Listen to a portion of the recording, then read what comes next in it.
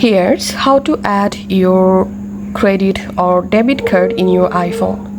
First of all, we have to install the wallet app. So go to your app store and here you have to search for wallet, and all you have to need, install the free wallet app in your iPhone. Now go ahead and open the wallet app and tap on this plus icon, and here if you want you can add Apple card from here, and you can also add a transit card by tapping here. You can add your driver license or state ID here, and in order to add a credit or debit card you have to tap on debit or credit card.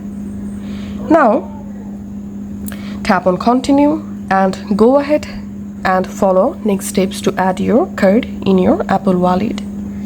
Thanks for watching.